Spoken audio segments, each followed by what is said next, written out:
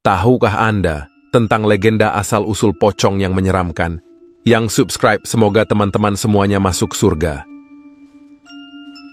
Dalam kegelapan malam yang pekat, berdirilah sebuah rumah tua yang terbengkalai di pinggiran desa. Rumah itu ditinggalkan begitu saja oleh penduduk desa setelah kejadian mengerikan yang terjadi di sana beberapa dekade yang lalu. Kabarnya, rumah itu menjadi tempat teror bagi siapapun yang berani mendekatinya, karena di dalamnya bersemayam sesuatu yang jahat dan tak terlupakan. Kisah ini adalah tentang asal-usul pocong, sebuah legenda yang telah berkembang di masyarakat selama berabad-abad. Namun, apakah Anda pernah bertanya-tanya bagaimana asal mula dari makhluk mengerikan ini? Mari kita masuki dalam kisah yang akan mengungkapkan misteri di balik pocong yang menyeramkan. Rumah tua itu disebut sebagai Rumah Tua Pohon Angker oleh penduduk desa setempat. Konon, rumah itu dulunya merupakan tempat tinggal seorang dukun tua yang dihormati namun dijauhi oleh banyak orang. Dukun itu dikenal karena ilmu hitamnya yang kuat dan kekuatannya untuk memanggil arwah dari alam baka. Pada suatu malam yang gelap gulita, seorang pemuda bernama Joko nekat mendatangi rumah tua tersebut. Dia didorong oleh rasa ingin tahu yang besar terhadap dunia gaib dan cerita-cerita mistis yang berkembang di desa. Tanpa pikir panjang, Joko memasuki rumah tua yang terlihat menyeramkan itu. Di dalam, dia menemukan berbagai barang antik dan alat-alat mistis yang dipercayai digunakan oleh dukun tersebut. Namun, yang paling menarik perhatiannya adalah sebuah gulungan kain putih yang tergeletak di sudut ruangan. Tanpa ragu, Joko membuka gulungan kain itu dan tanpa sengaja melepaskan segel yang mengikatnya. Saat itulah, udara di sekitar Joko berubah menjadi dingin dan atmosfer di dalam rumah terasa gelap gulita. Tanpa sebab yang jelas, Joko merasa terjebak di dalam sebuah alam yang berbeda, di mana bayangan-bayangan menakutkan mengintainya dari setiap sudut ruangan. Dengan langkah gemetar, Joko melangkah maju ke dalam kegelapan yang menyelimuti ruangan. Di sudut yang lebih gelap lagi, dia melihat sesosok bayangan yang tampaknya mengambang di udara.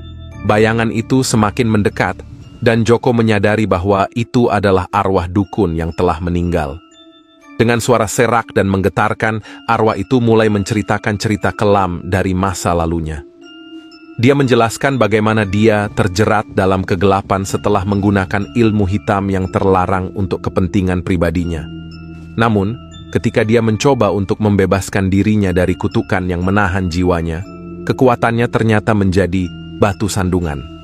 Arwah itu menjelaskan bahwa tubuhnya telah terkunci dalam gulungan kain putih yang ditemukan oleh Joko, dan dengan dibukanya segel itu, kutukan itu pun dilepaskan kembali ke dunia yang hidup.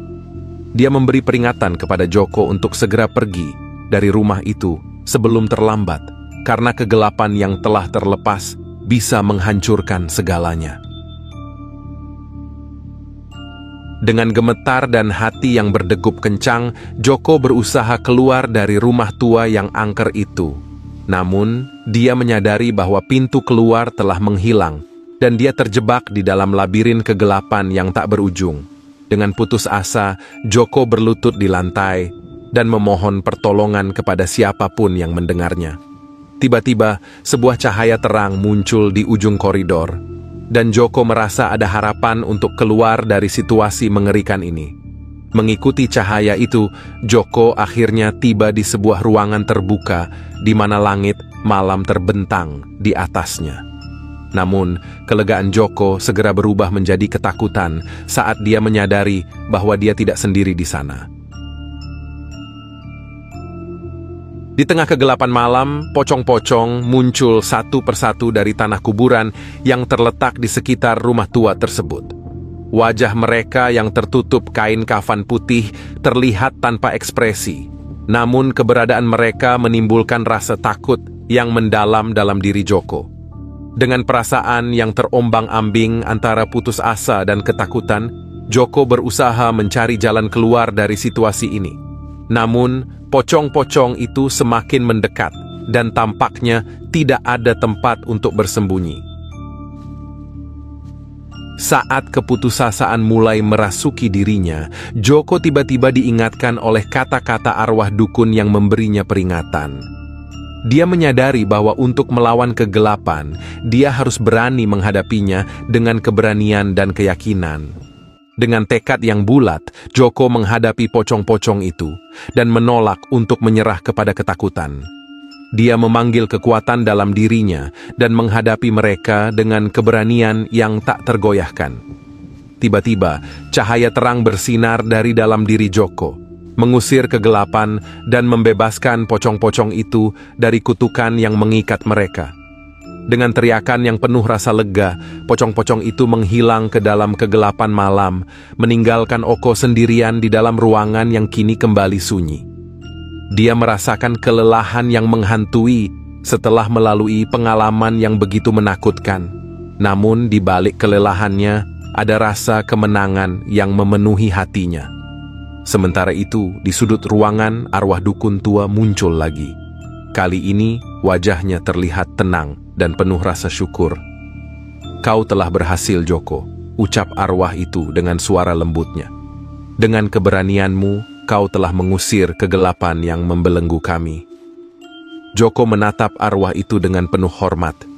"Terima kasih, Pak," katanya dengan suara gemetar. "Saya hanya melakukan yang terbaik." Arwah itu tersenyum. "Sebagai tanda terima kasih, saya akan memberikan sesuatu kepadamu," ucapnya sambil mengulurkan tangan ke arah Joko. Joko memandang tangan yang ditawarkan dengan heran. Ketika dia meraihnya, dia merasakan energi yang hangat dan menyenangkan mengalir melalui tubuhnya. Dia merasakan kekuatan dan keberanian yang baru, serta pengetahuan akan dunia gaib yang lebih dalam. "Dengan kekuatan ini, kau akan menjadi pelindung bagi desa ini," kata arwah itu. "Gunakanlah kekuatanmu untuk kebaikan dan jangan biarkan kegelapan menguasai hatimu."